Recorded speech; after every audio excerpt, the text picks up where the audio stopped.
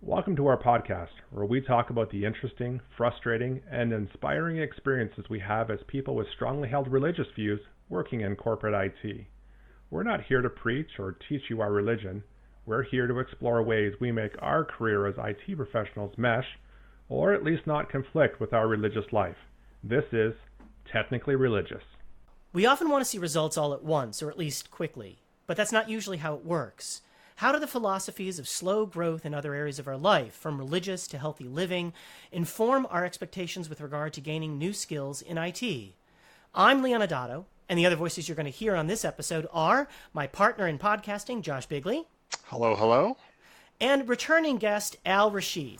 Hello, thanks again for having me.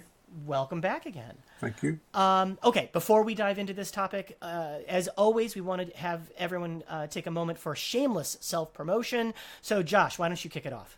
Hey, so I'm Josh Biggley. I'm a senior engineer in the enterprise systems monitoring space. You can find me on Twitter at @jbigley, or if you want to follow the chaos of my faith journey, you can go to FaithTransitions.ca, where you'll be forwarded to our Facebook group. Fantastic. Al, tell us about yourself. I'm Al Rasheed. I'm a systems administrator here in Northern Virginia for a federal contractor. You can find me on Twitter, Al_Rasheed. And in my profile for Twitter, you'll also, you should find my blog URL. Fantastic. And as a reminder, all those links and everything else we talk about in this episode are going to be in the show notes, so you don't need to scribble madly. And just rounding things up, I'm Leon Adato. I'm one of the head geeks at SolarWinds.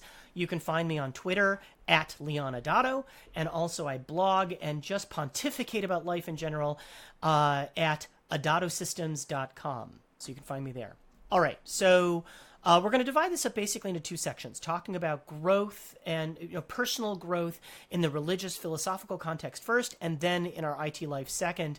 But in a religious context, I think it's important first to frame out what is there to grow in terms of religion or philosophy. I think a lot of folks feel like, well, you show up, you sit down, you listen for a little while, and then you go, have some fried chicken or whatever. Like, what is there to do better in religion? What are your thoughts on that?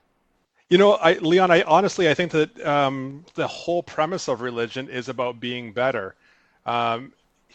Again, for the listeners, right, we know that I was Mormon, and Joseph Smith, who was the founder of Mormonism, famously said, and I'm probably going to do a terrible job at paraphrasing him, but that no religion that is worth its weight, that doesn't require a man to sacrifice and become better, should be practiced. And so the idea being that if you're going to do religion and you're just going to stay static, why do it at all? Right. I think there's some people who do show up, look, I belong because my parents belong to this church or synagogue, because my grandparents belonged here. I'm just, that's why I'm here. I just show up because that's what we've always done. But to your point, I think it's not, I'm afraid to say it's not the right reason, but I think it's not a very productive reason to be there. I think also, depending on your religious philosophical point of view, and this is definitely philosophical, I think that people who say I'm not religious, I'm spiritual, there's still an element of this. There's some mechanics involved. I know for myself, and I talked about it in a previous episode, I still struggle learning Hebrew, just making the sounds. It wasn't a language that I was comfortable with growing up. I was comfortable with a couple of other religions, a couple of other languages, but not Hebrew. And so I really just the decoding of the non-English characters has really been a stumbling block for me. So, and I know that, other religions have Latin. Al, we were talking about it earlier, that in Islam, Arabic, that's, I don't know whether, if you don't speak Arabic, I don't even know, how do you manage? Like, can you do the prayers in English? Is that all right? Yes, you can. And there are some countries that are, Indonesia, for example, their primary language isn't Arabic.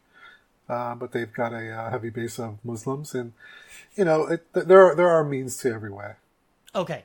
I wasn't sure if it was Arabic or go home and practice until you can come back, whatever. So at least it's good to know. But it's still, I think there's also if you want to study Torah or Quran or whatever, ultimately or the Hunchback of Notre Dame, or the Upanishads, or whatever. Like, studying it in the original language is the goal, because things are always lost in translation. So you still have that linguistic skill element to it, regardless. There's other things, though, that I think we try to improve on, just in terms of showing up and being religious. Any other ones that you guys want to shout out on? So one of the things that Mormons do, we go to the temples.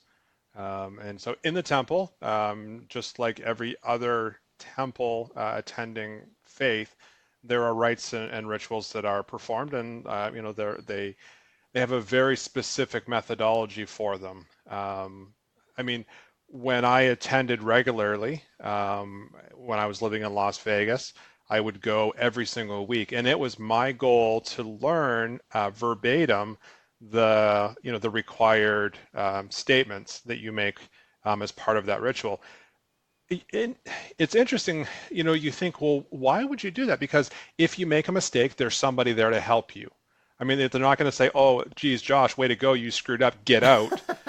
You've ruined Mormonism for us. Right. That will come later. Right. That's later in the story, but not there, right? But it was one of those things that it made me feel, it made me feel as though I had accomplished something, as though I had, I'd been devout enough to memorize this thing that, you hear it once as part of this worship service that lasts about 2 hours, I guess you hear it, 2 or 3 times. But it's a fairly long phrase that you have to say, and it's not like you can go home and practice it, because in Mormonism that thing it's not written down anywhere that you can read outside. So the only place you can study it or hear it is in the temple. So to get to a point where, and even now, 20 odd years later, I still can remember it. It was one of those things that helps you focus, or at least was intended to help you focus on the divine. What can you do better at in religion? You can find the things that help you focus on the divine, whether it's, the recitation of a specific prayer, or some sort of rite or ritual, or even just, for some people, just showing up at church. I mean, that's a good thing if you want to be religious. Right. And in talking about the things that people take step by step, that's a good point. Is I hear a lot of people from various faith, philosophical areas saying, I just need to learn how to focus better, whether it's meditative, or focusing on the prayers, what's happening, not getting distracted and having a side conversation, being able to keep your focal point of attention longer. That is definitely something that A, people work on, B, people get very frustrated about because they can't do as well as they want to. And C, to your point, also deepens their experience, in what they're doing. So that's a nice one. I also think that there's just learning, and this is slightly to your point, Josh, what happens when? Is this the stand-up part or the sit-down part or the walk around the room part or the, just knowing this is where we are? Because not knowing, again, not knowing doesn't ruin Shabbat. Right. Oh, for a minute there, I thought we were doing the hokey pokey. Right. Almost. Sometimes it feels like it. Like, at no time did anyone ever turn to me and say, "Okay, Leon, you just broke Shabbat. We'll try again next week." That doesn't happen. But knowing what's going on and feeling fluent in it and competent in it allows you not to have to worry about it. Allows you to focus on some of those deeper issues. Or a sense of being a part of something, meeting an accomplishment. But there is a certain sometimes level of intimidation if you don't feel like you're meeting those expectations, especially when it does come to religion. Right. And I want to say that in most cases, our co-religionists are not putting pressure on us. They're not judging. They're not holding these insanely high expectations. Sometimes they are. Mm-hmm. Sometimes, they're that person. And that's its own set of challenges. But most of the time, I think it's really what we think they think that gets us. So yeah, it's a good point though. So I have this really bad habit of thinking about things that I did in my life, and I remember them with crystal clarity, and they don't matter to anybody else. For example, I remember the time that a group of classmates and I were walking into the front of my high school, and there was a flat cigarette package kind of laying on the ground. And I went to go kick it with full force, thinking I was just going to scoot it along the ground, and I completely missed.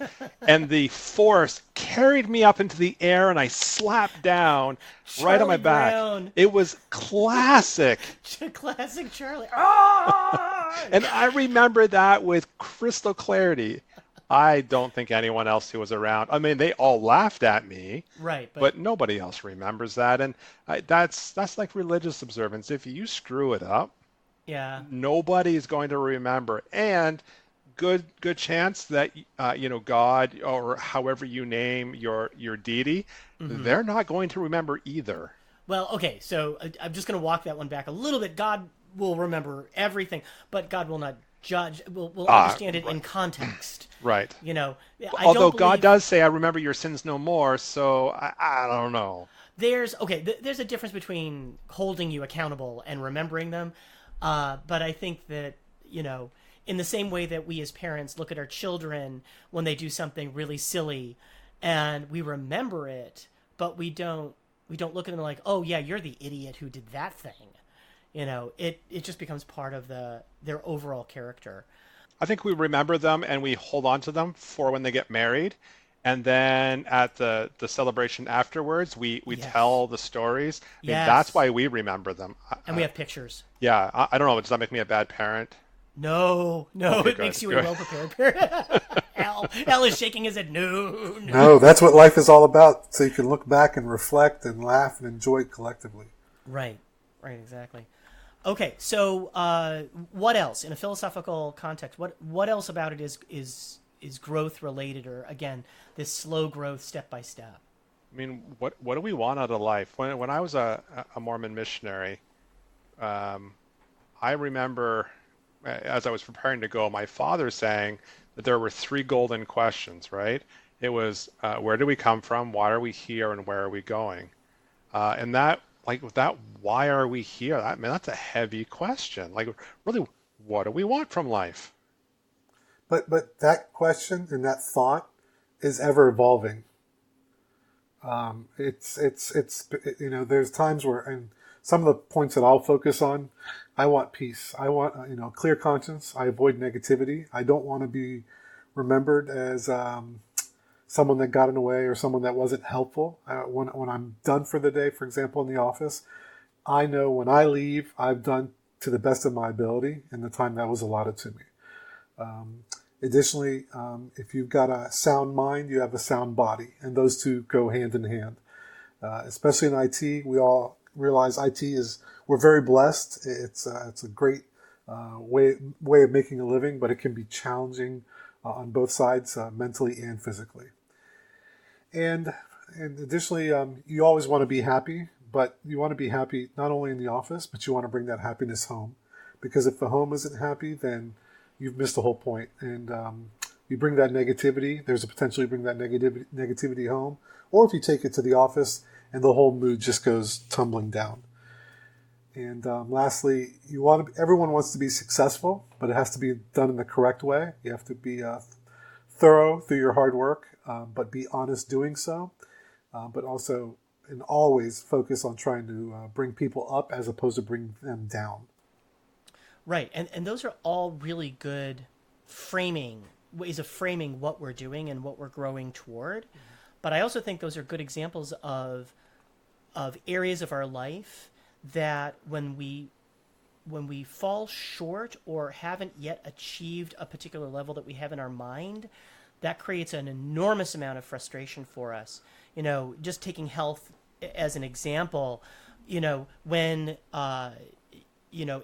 if we are exercise prone, if we like to exercise and we've pulled a muscle or whatever and we need to give something a rest. I grew up in a household where lots of people in my family played lots of different sports, and there were injuries, and I just know there was an enormous amount of frustration waiting for those injuries to heal and not wanting to wait and wanting to get right back to it, and I'm losing so much ground, and or as we get older perhaps, I can't do what I used to do, and all those things weigh on you. And again, to the point of this episode, this podcast, is that we have to find ways of pacing ourselves, finding the right pace for the right moment, because otherwise, health, it's not what I want it to be. Okay, fair, but at the same time, it is what it is. That doesn't mean you settle for it, but today, your health today is your health today, and you have to come to terms with that so that you can get to your health tomorrow, which hopefully will be better, which hopefully will grow. But denying or railing at it, I don't think is going to help you get anywhere. Yeah, I would really want to look like Arnold Schwarzenegger. I mean, old Arnold, new Arnold, whatever. I was going to ask, which one, like 70s Arnold or yes, like the latest Terminator movie Arnold? Yes. I mean, all of them are improvements on the current Josh dad bod, but it's just not worth pursuing for me. I do not want that level, but I am in awe of people who are willing to put the time and effort in. And, the previous episode we talked about how CrossFit is a cult, and I still do believe that. However, I am completely amazed at people who do CrossFit. The feats of strength and endurance that those dedicated individuals pull off, they're mind-boggling. I'm absolutely, I honestly, it's overwhelming for me to watch them perform. Okay, so I just want to clarify though, just because we understand realistically that you and I at least, I'm leaving Al out of this one, you and I at least will never get to the Arnold Schwarzenegger, pinnacle of health, the 80-year-old Arnold, pinnacle of health. Does that mean we don't start? Does that mean like, oh, well, I will never be natively fluent in Spanish, so why bother? Yes. Really? No, someone had to say yes. Okay. I mean, there's always got to be the opposition, right? ABC, opposition always be contrarian. Got it. Okay. Yeah, okay. I would, if I could share one example. It's not about me, but I've put on some weight in the past few years, and a lot of it is attributed to my lifestyle. I will blame. It's my responsibility. I accept ownership for it. But about 5-6 years ago, I was actively jogging. I didn't care how fast I was doing it. I was doing it for the sake of getting out there. And it was there were two factors that were involved, obviously physically, but mentally. It cleared my mind every time I went out. Yeah, so I'm reading a great book, and I mean, shout out to my coworker and friend, Zach Muchler, for recommending this book. But and I'm going to talk about it a little later in the podcast as well. But in this book entitled Leaders Eat Last by Simon Sinek, he talks about that the runner's high, that thing that you get when you run. And honestly, I have never, no, I shouldn't say never. When I was younger, I was a cross-country runner. And that runner's high is real. And it is very much, it is a chemical reaction. And it puts your body and your mind in harmony with one another.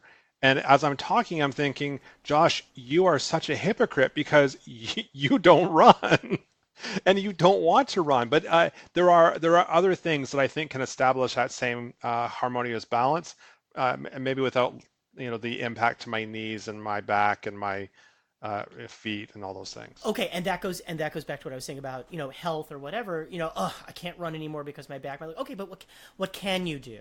How can you get that? And just for the record, I've never had runner's high. I don't know why I put them in the same category. I've never had meat sweats.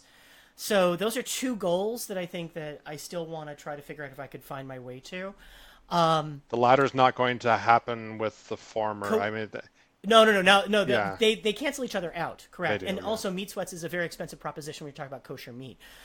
Okay, so it doesn't mean just because we may not be able to attain a particular goal, whether that's a runner's high or whatever, or, I can't run because of my knees. That doesn't mean you don't start something. It just means that you're realistic with yourself. You're gentle with yourself about it.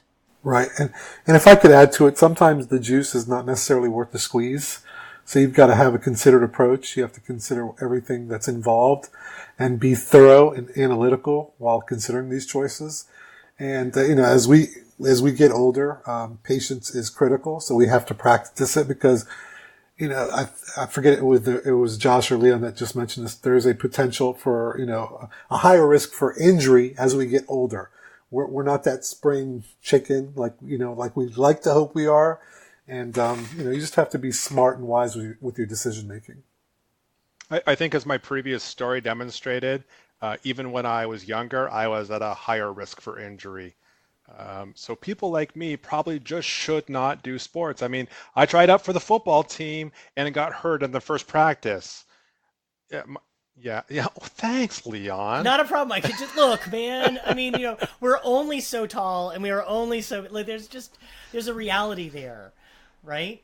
It's true. So, as I think about how would I go from, my glorious dad bod to Arnold Schwarzenegger, I think that the article that really got us kickstarted talks specifically about how to do that. And it's this idea of these micro shifts, and that if I'm going to decide that I want to achieve a goal like speaking Spanish, am I going to become fluent in Spanish tomorrow? Unless I can pull a matrix and get jacked in and downloaded, it's not going to happen. Although if that exists out there, my contact details are in the show notes. I want it. Sure. But it's the micro. I know kung fu. I know. I mean, I don't actually put that past you, Leon. You also know how to do sword fighting, so. Well, that's true. But I think it's those micro shifts, right? What do we change today so that tomorrow we're better? And whether we're talking about an intellectual pursuit or a religious pursuit like that, that's where we go. I can't be the same today and tomorrow as I was yesterday because then I haven't improved. But if I improve in those very nominal ways, the collection of those, I mean, I think this is called life, the collection of those experiences gets me to my destination. And I think that's the key is both recognizing and appreciating the value that those small micro shifts can make. It just reminds me when we were in Jerusalem, and my family and I, and my son was about 8 or 9 when we went. And one of the features about Jerusalem when you're going down to the kotel, to the wall, is there are a lot of people asking for charity. They just sort of sit in chairs on the steps down and stuff like that. And my son had a pocket full. I mean, he was very excited. He had a pocket full of Israeli coins, some shekels, and he was really happy to use them and whatever. And this woman asked for. This woman had her hand out, and so he was really excited to be able to give charity like that. So he handed her, and she looked at him, and I apologize because it does not cast her in a very good light. She looked at me, she says, this is nothing. And we were all taken aback by, like, it'd be one thing if a grown adult handed her a penny, like, what do you think you're doing? But this was a little boy who, probably didn't understand what the value of the coinage was, to get it. But my son was so brilliant. He looked at her and he says, "But they add up," and we walked on. But that's always stuck with me. Is how many times are we the person with her hand out saying this is nothing, and how often do we need to be told, like my son said, but it adds up. But his intentions were well. Right. No, his intentions were pure. And I think that that's the other thing. When I want to learn Spanish, when I want to go for a run and I make it, 3 houses down and then I can't keep going or whatever, it's not, that was nothing. You shouldn't, why bother even getting out, putting your shoes on? No, it adds up. Okay, so you made it 3 houses. Tomorrow make 4 houses. A week from now make 4 houses. Who cares? You went for a walk. I think that we have to be gentle with ourselves in that way. we talk about a religious philosophy, and I think we're all aware that all our religions teach kindness, be kind to others, but we forget that that also includes ourselves, that we need to be kind to ourselves, and we who would never be that brazenly mean to another person about their progress. If someone said, hey, can you tutor me in this thing? We would never get in their face about how poorly they're doing or how long it's taking or how slow they're going. We would never do that.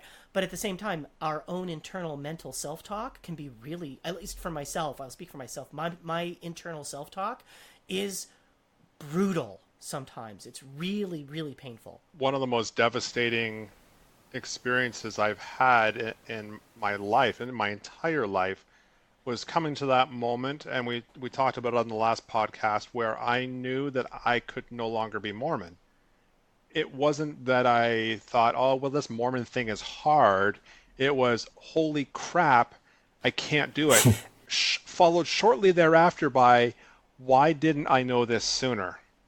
And Maya Angelou, who is a preeminent African-American poet, said something that it touches my soul every time I read it.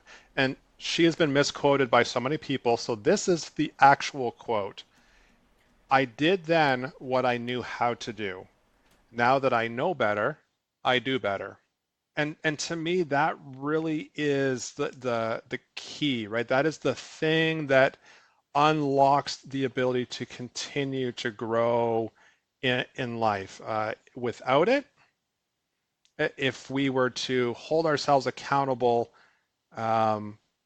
for the things that we didn't do or that we did when we didn't know that we should or should not do them, we would be gripped by that guilt of failure or that guilt of acting. I mean, yeah. If you didn't know, you couldn't be held accountable, and that's the key for me. And that goes to everything, right? It's not just my religious pursuits, but I mean, I make mistakes at work all the time. And that's usually just, in the first hour of my day. Right. And the key is did Josh make a mistake? It's did Josh make the exact same mistake that he made yesterday and that we taught him how to not make again? Did he do it over and over again? And that to me that's how we measure progress, right? I mean, we're not ever going to find the perfect person, the perfect IT pro. They do not exist. There are no rock star candidates out there. So I want to point out that in a previous episode, Yechiel Kalmanson mentioned that programming is basically the state of going from a state of brokenness, complete brokenness, to a state of functionality, not the other way around. That when you start out with a clear screen, basically what you're saying is the entire program doesn't work. And as you begin to add lines of code, you're adding things that do work. So, I think sometimes we think it's working and then I broke it. Josh, to your point, I made mistakes. No, you showed up in the day, beginning of the day, and everything needed your help. And so you just started working your way through those things. It's, again, a way of us being gentle with ourselves. So one more thing I want to just throw out there before we transition to the IT version of this conversation is that, so my oldest son is on his way to yeshiva. He graduated high school and he's on his way. And part of his post-high school curriculum includes an entire section of what's called Musar. And Musar is self-improvement. So just imagine going to college and having an entire section of your class, of your curriculum dedicated to being a better you. And some of the hallmarks of this program, of this movement, is that, first of all, you're going to work with a coach, you're going to work with a rabbi, and you're going to talk about who you are and where you are now and who you want to be. And the key piece is that the rabbi that you're working with is typically going to tell you to do something insanely small.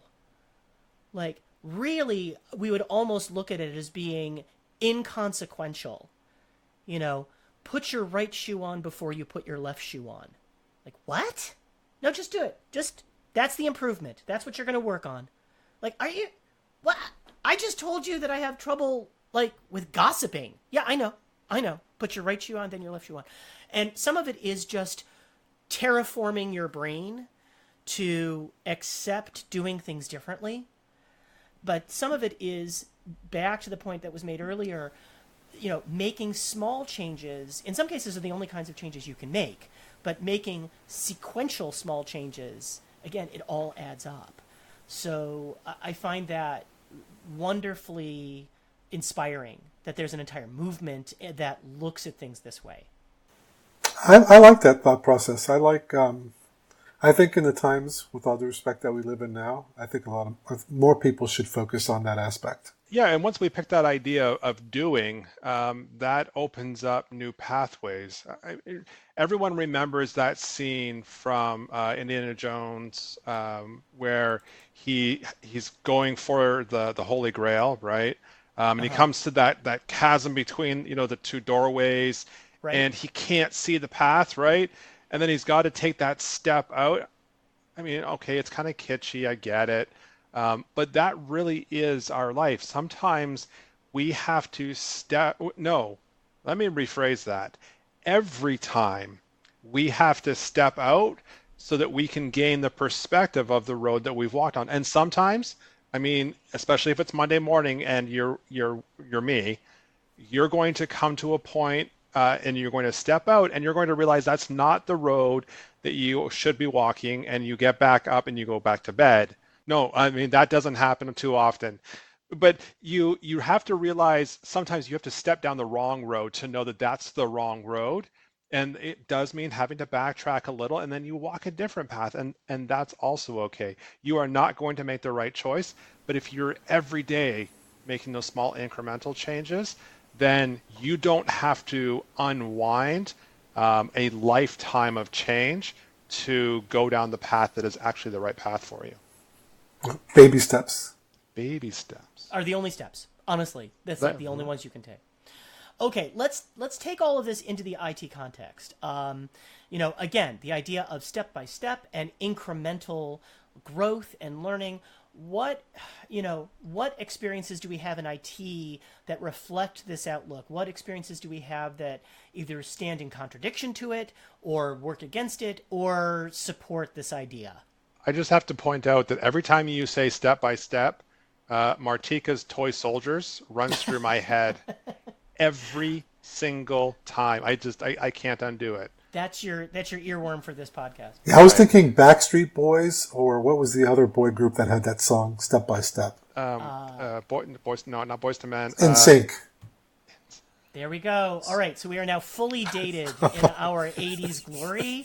Very good, gentlemen. Very good. Okay. Can we revisit that idea? The idea that there is no rock star job candidate. I mean, let's stop assuming that you can fire somebody and then go find the perfect, and I'm air quoting my brains out right now for all of our listeners, that you can find that perfect candidate. There is no rock star. The rock star is the person that is sitting there, who has context in your company, who knows you, who knows your goals, who knows your ideals. Train them, give them the support, and they will become that rock star. But nobody walks in off the street and goes, yeah, I can totally kill this. So I just want to point out that just an episode or two ago, Doug Johnson, another voice on the podcast, who used to be a DJ. He was actually the #1 rated news time DJ in Cleveland for a while, for a few years there. He said, I've met rock stars. You don't want to be them. Like, they're not people that you should aspire to, certainly not people that you want to hire. They're not reliable in that way.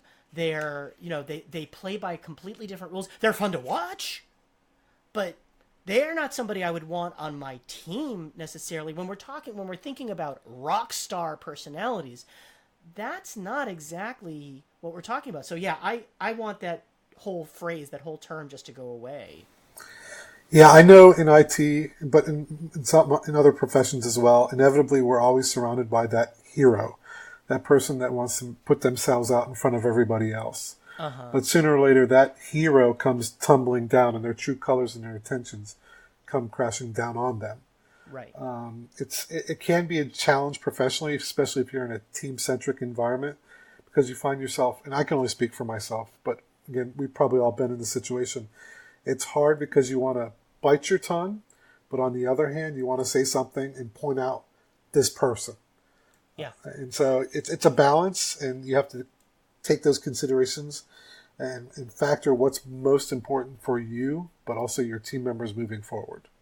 I mean, once again, Martika comes to the rescue, right? Step by step, heart to heart, left, right, left. We all fall down like toy soldiers.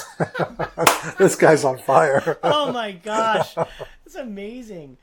Very good. So yeah, I think that again, the concept of rock star is not a healthy one. It's not healthy to try to conceive of yourself as one of those kinds of personalities, and it's certainly often not healthy to be around. And I want to differentiate between quote unquote a rock star and somebody who the term I use is a force multiplier. You know, somebody who is so effective in what they do that they make the people around them better as well. They lift everyone up, not through necessarily technical prowess. It can be through enthusiasm. It can be through a positive outlook. It can be through just being really, really good at documentation or being really organized about things. I mean, that can be its own force multiplier. But a rock star that's not what's meant when employers say I'm looking for a rock star candidate, and that's not the same thing as a force multiplier, somebody who actually makes you better for being in the team with them. Right. Okay, so other things about IT and this idea of slow, steady growth. What are the thoughts do you have? I mean, for me personally, I think you need to think things through, take your time, put in the effort, and collaborate and communicate with one another. As the old saying goes, Rome wasn't built in a day, but on the other side, sometimes you don't know what you got until it's gone. So never take things for granted. Be kind. Be willing to assist one another. And don't do it just to say that you did it, but do it with good intentions in mind. Right. And to your point about, the hero personality eventually comes out, so does yours. Yep. So even though you're biting your tongue, even though you're holding back, even though you want to say something, whatever, you don't need to, because your intentions will come out, will be seen by the people who need to see it. And I realize that is a faith statement, and I realize that it is not 100% true in every workplace environment. There are toxic environments. I'm not naively suggesting there aren't. But I will say that in a healthy work environment, you don't have to work that hard for people to notice what you're doing. Right. And if you're not in a healthy work environment, okay, now we know what needs to get worked on. Right. But you can be efficient at what you do and do it at a high level without going over the top and bringing attention to yourself. Correct. Just want to point out that the 80s comes to the rescue again. Yes? Cinderella's don't know what you got till it's gone. Don't know what you got till it's gone. Don't know what it is I did so wrong. Now I know what I got. It's just this song, and it ain't easy to get back. It takes so long. And that's actually where I got it from, that line, because when you guys started with the Rolling Stone song, I immediately thought of that Cinderella song for whatever reason. There we go. Okay. This episode is people are gonna have earworms coming out of their ears. That's great. This episode is brought to you by the 80s. Right. The 80s and Top 40 and Top 40 radio. So I think there are some things that in IT we have to assimilate quickly. We have to get this knowledge or get this skill down really fast. But I don't think that is certainly not always, and not necessarily even often the time. I think that the lifelong learning that is implied by a career in IT, and I do truly believe that. I think that if you want a career in IT, you are committing to being a lifelong learner. And I think that means, in many cases, taking a long view of how you're going to learn something. And, one thing that comes to mind immediately is programming. You may learn a couple of programming verbs. You may learn a couple, you may be able to go on Stack Exchange and get some snippets of code that you can slam in there. But in terms of really learning how to program, that is going to be it's going to take you a while. And Josh, I think you can attest to that. Oh, yeah, every single day. I mean, Google is the way that I survive when I have to script. It, the, that and Zach. That's how I survive. Okay, but at the same time, I've listened to you over the course of months talking about your coding, scripting skills, and they are improving. You're not, you might not be at Zach or Doug or whatever, that level, but those are people who've been programming for a while, and that's the thing to remember is that you're near the start of your journey, and they're not. And Don't make me and to quote be, Martika again. Sorry. that's all right. Go ahead, go. No, no, I'm not going to quote. I mean, don't make me quote Martika again. The Oh, step-by-step thing, we can't go there again. But you're right, Leon. I am far better today than I was 5 years ago. In fact, I remember the moment that my manager 5 years ago was actually our manager. He said to me, Josh, this team needs this monitor built in SolarWinds, this SAM component monitor. And the best way to get it done, we think, is in PowerShell. We'd like you to do it. And I'm like, PowerShell. Google, what is PowerShell? yeah, really. Bad sign. Bad sign. And it took me a week to write this one line because I was like, oh, crap. Like, I don't know what PowerShell is. I don't know if it's installed. Like, nothing. And I'm much more comfortable now. So yes, you are right. I have improved, and I think we need to remember that. On the flip side, I'm going to say that one of the things that has always come really naturally to me is being able to tie the technical side of what I do to the business. So, I mean, one of those lifelong skills is just because you are a technical person does not mean you don't have to know about the business. Invest the time. Okay, look, I get it. People are not always going to glom onto doing spreadsheets and financial analysis of technical solutions like me. Those things really get me excited. Like, that is what I live for. I love you so much for saying that. And yeah, I think that all IT people need to at least have a little bit of fluency. Like, speak a little Spanish, speak a little business. It Speak a doesn't little mean that you have to C-suite. become a pointy-haired boss. It doesn't mean that you're going to become, evil incarnate. But it does mean the ability to translate technical information into a business relevant context is enormously important. Bob Lewis, who used to write one of the op-ed pieces in InfoWorld back in the day when InfoWorld was printed on actual paper and delivered using actual post office people, he said there are no IT projects. There are no technical projects. There are business projects with a technical component to them. And if you don't understand that, you are always going to be working at cross purposes to the people who actually pay for things. And they're going to continue to say no. Because they don't understand. You haven't helped them to understand the value of what you're asking them to do. I'm not saying it's not important. I'm saying you haven't explained it. I'm cheering right now. Me and at least two other people. But the thing is that isn't a skill that you need to assimilate all at once. It's something that you can practice a little bit at a time and grow in. Somebody who's at the start of their IT career probably isn't going to have enough context or experience. That doesn't mean they can't try, but somebody in the middle or later on in their career is going to have seen a lot more business situations, met a lot more business leaders, and really will need that fluency to go along with the cachet of their credibility and their experience so they can justify the projects and the tools that they're probably talking about at that mid or even late point in their career. So what else? What other things in IT should we be gentle with ourselves in terms of not beating ourselves up because we don't know it right away, but that doesn't mean we stop working on it, that we continue to work on it? You have to know how to tell good stories. Honestly, if you cannot tell a good story, and I don't care if you're in the C-suite and talking about a business case, or if you are over with the lead architects and talking a technical case, you have to tell a story. And to that end, I have a story to tell.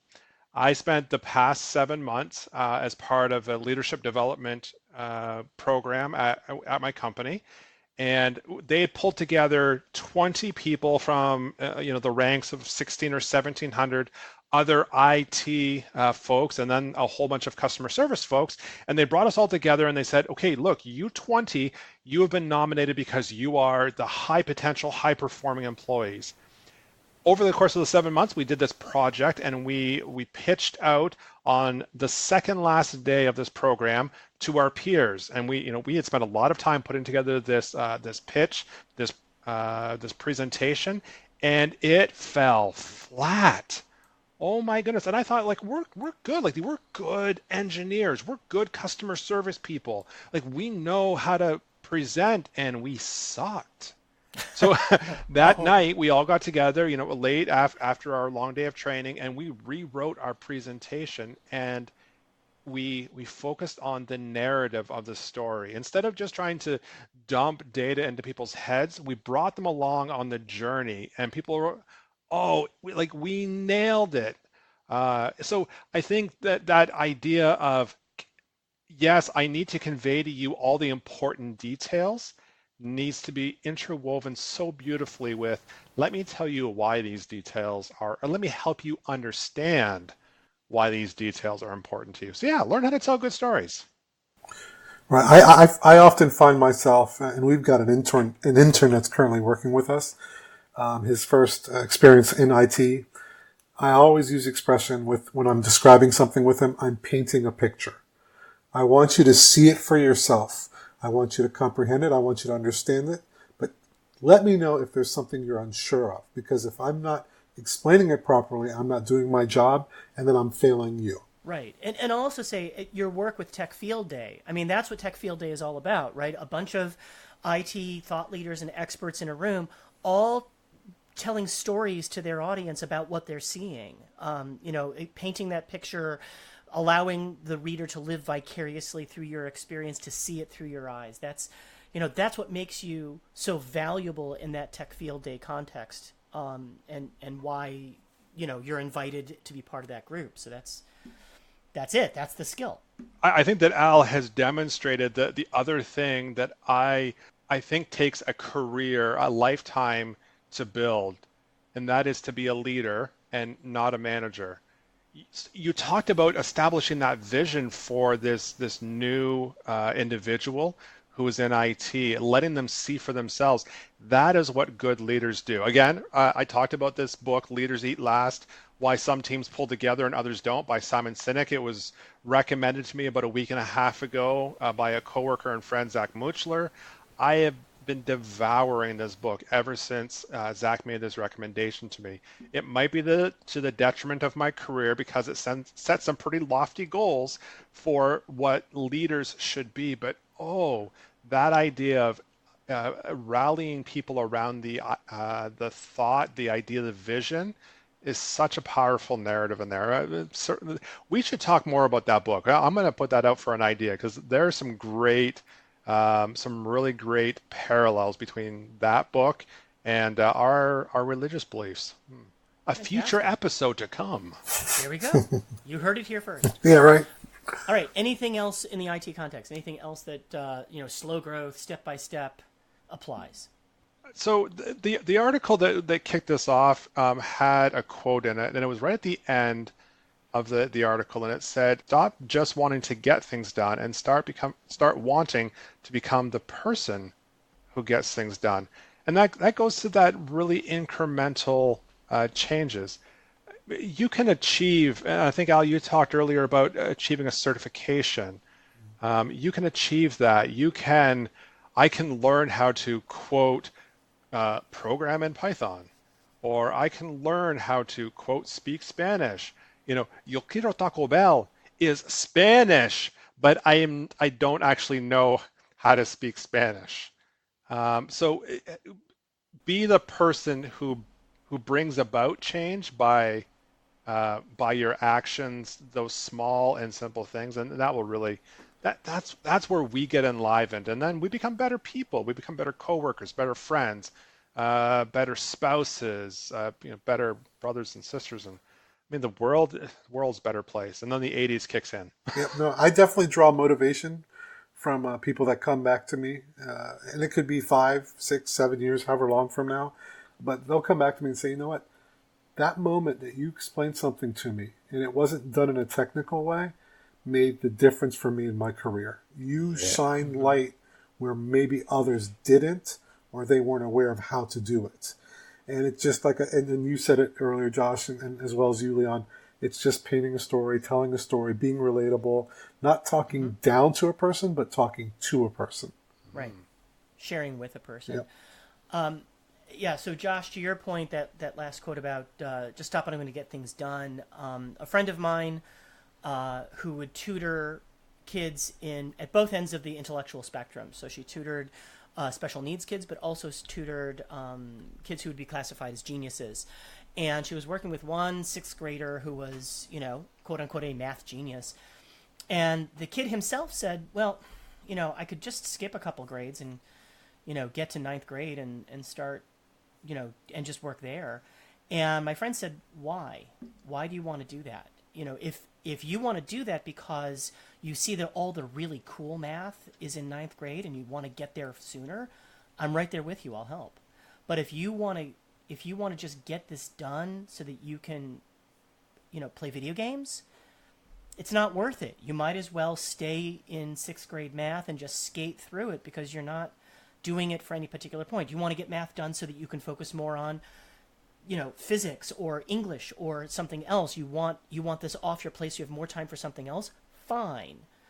But if you're doing it just to get it done, I just want it done. I want it out of my way. I don't care about it intrinsically. It doesn't represent anything for me.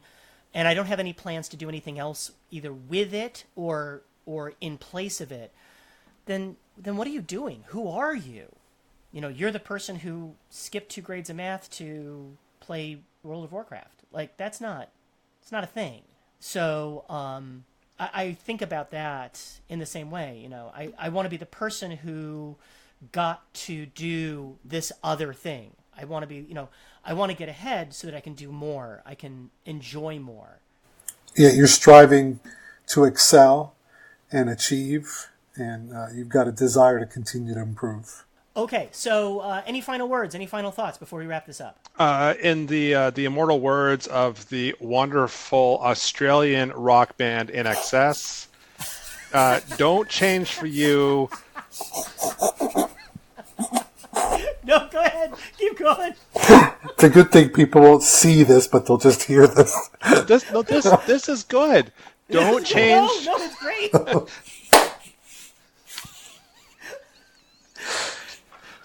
Please, okay, I'm muting myself. Go ahead, Josh. Go.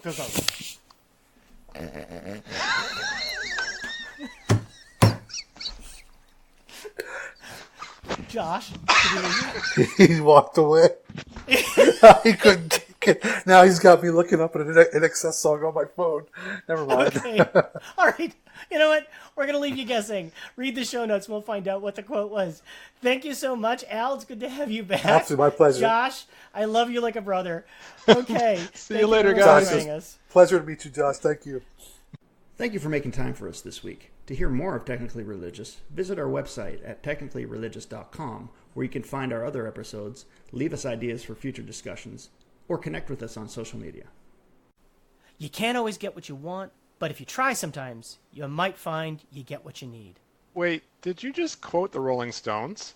No, that was from a wise old man. Mick Jagger is wise?